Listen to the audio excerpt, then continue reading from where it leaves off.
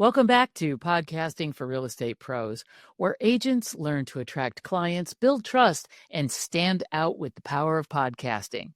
Let's dive in. If your podcast intro sounds like a cheesy ad or a funeral announcement, then you're doing it all wrong. Your listeners aren't here for a commercial. They're here for a connection. So let's write intros and outros that actually sound like you.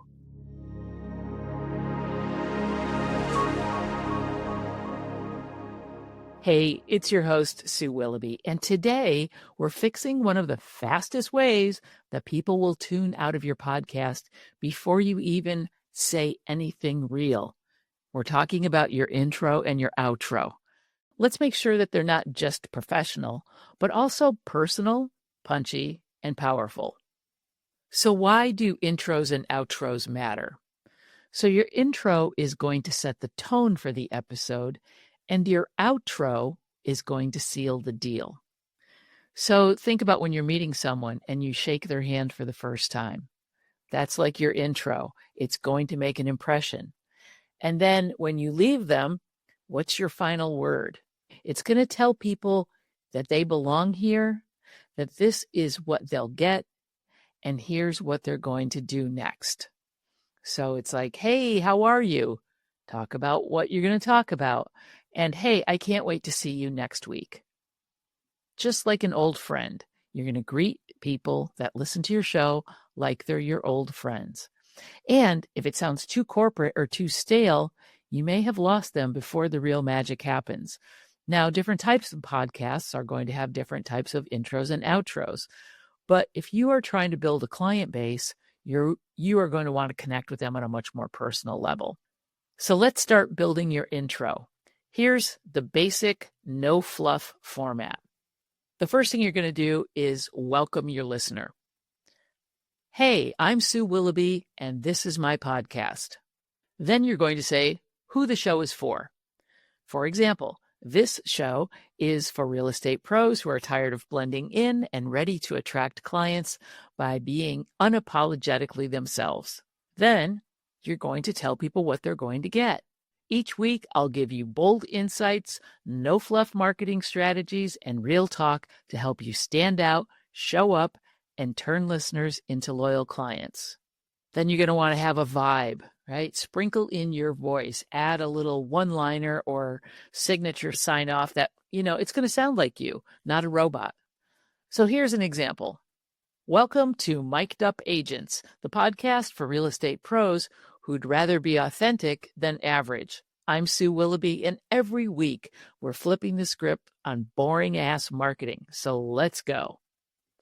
So once you nail an intro that you love, and I would suggest do a couple of different variations and then speak them out loud and record them.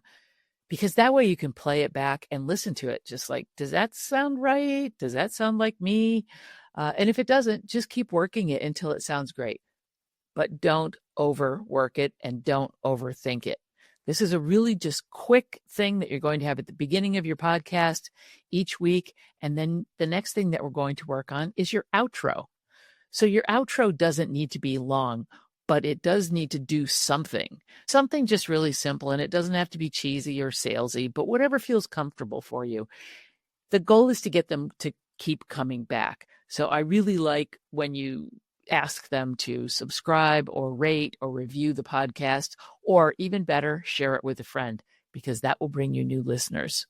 And finally, you're going to want to have a signature close as part of your outro. Just keep it simple, but make it memorable and make it you. Until next time, be loud, be bold, and be brave, or something like that. Something that's kind of catchy that they're going to remember. And as always, here's a few things to avoid. These are some common mistakes that new podcasters make. Really long intros with music that drags on and on. You don't need a 1-minute intro on a 15-minute podcast. People are going to skip it anyway. So no long intros. Also, don't be generic. I'm a top producing agent with 15 years of experience. Blah, blah, blah, blah, blah. This is why you should listen to me. Oh my God, people are going to be like, next. The other thing you don't want to do is forget to tell people what to do next, because people don't know. I know that sounds silly, but you do want them to do something. So at the end of the podcast, you're going to say, if you want more information, DM me or shoot me an email. My contact information is in the show notes, or check out my website, or follow this podcast, subscribe, something like that. Give them something to do next so you don't just leave them hanging. So keep in mind, right, this isn't your LinkedIn bio. It's just a handshake with a heartbeat, and it's an intimate connection with someone that's listening. To put a nice, neat bow on this particular episode, when people hear your intro, they should feel like, hell yeah, I'm in the right place. And when they hear your outro, they should know what to do next. That's how you build not just a podcast, but a brand with staying power. Next up, let's talk about batching, because creating weekly episodes shouldn't feel like a second full-time job. So until then, remember that real beats perfection always. I'll see you next week in episode 11, Batching Content Without Burning Out.